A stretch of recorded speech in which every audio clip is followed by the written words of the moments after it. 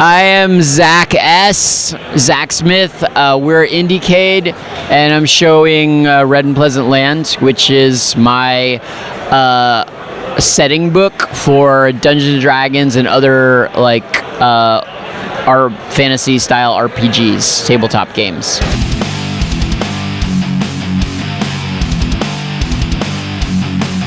You'd already have to have a system for playing tabletop games like Dungeons & Dragons or Pathfinder or Rolemaster and all the stuff that you would, like the dice and pencils and things that go with that kind of game. And then the Dungeon Master of your game, and you have a game group, would then buy this book or get a copy, and you run that kind of on top of it. It's like a mod. The idea here is that there's the Red King down here, who's kind of like Dracula. And then up here on the other side of the Carpathian Mountains, there's Elizabeth Bathory, the Queen of Hearts. And they're fighting a vampire war with like two vampire armies across the country here. But it's not a normal country. It's not a normal Romania or Hungary. It's like an Alice in Wonderland version of that. And so there are analogs of Alice in Wonderland-y things, like there's Dormouse over there, there's Humpty Dumpty, who's a red rook, there's all the chess analogs that appear in like Through the Looking Glass, there's the Sphinx and the unicorn, there's a Tove, which is a coily creature that appears under sundials if you read the poem. And then the maps are all hand done.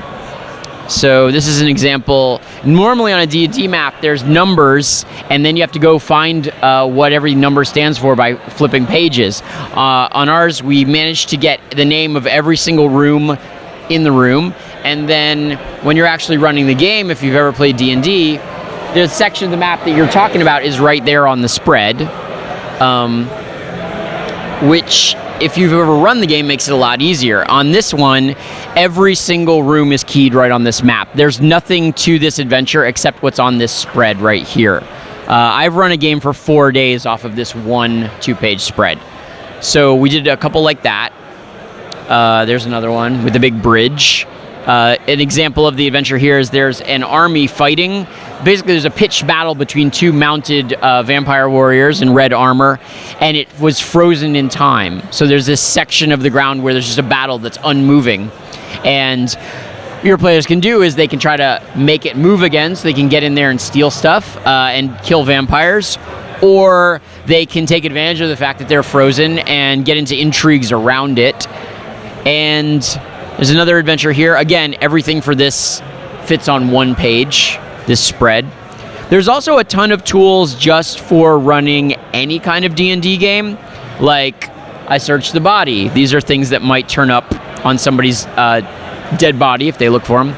These are intercepted letters, so you can kind of create a letter by rolling over and over that the players find mid-game.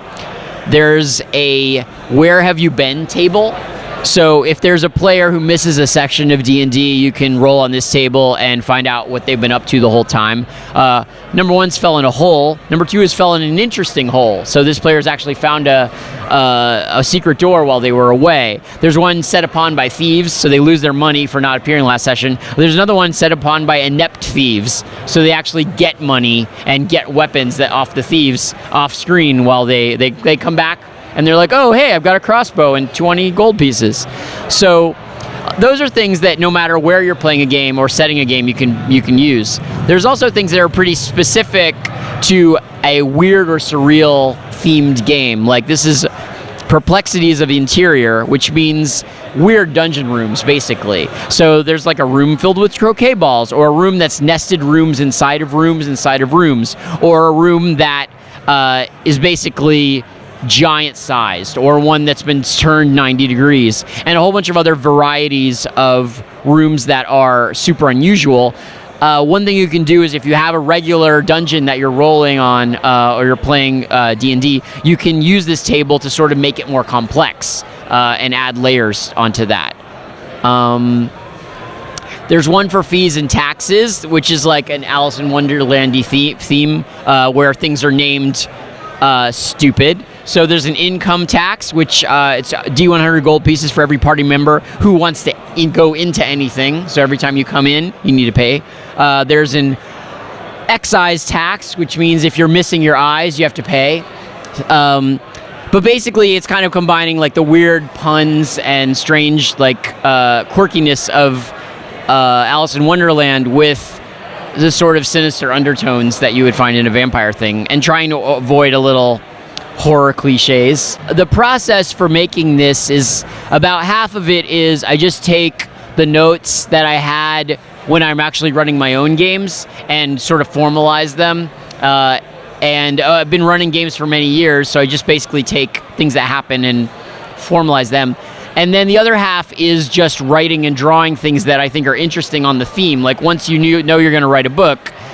And so I collate it all together and hook things together. I also went through all of the Lewis Carroll books and took notes on everything that happens in Wonderland and through the Looking Glass, and tried to think of good analogs for each one of those things that could appear in a Dungeons and Dragons style setting without throwing the tone off. So if you look carefully at those books, you find like the March Hare and the Mad Hatter both work for the White King in Through the Looking Glass. The March Hare can only, I think, take messages from the White King, and the Mad Hatter can only take messages to the White King. So those are like little, very gameable tidbits you find if you do a close reading. The other thing was like trying to find a way to make an Alice into an adventurer, because in the original one, she's kind of a hapless character, but then kind of making like a sort of D&D-able adventuress out of an Alice kind of figure. My day job is I'm a painter, so I do portraits mostly, and I sell them in a gallery in New York under my same old name, Zak Smith. And this is sort of a sideline for me, but the indie community has been really rewarding, and games have been really good to us, actually. So I'm excited to make more game stuff. All the art in the book is mine. The writing is mine. The game design is mine.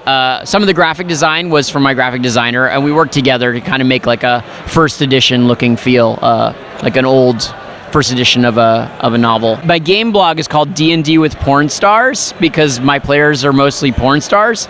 And so I've had a blog about it for years, and that's usually where things get sold. So if you look up playing D&D with porn stars, you'll find me. IndieGameReviewer.com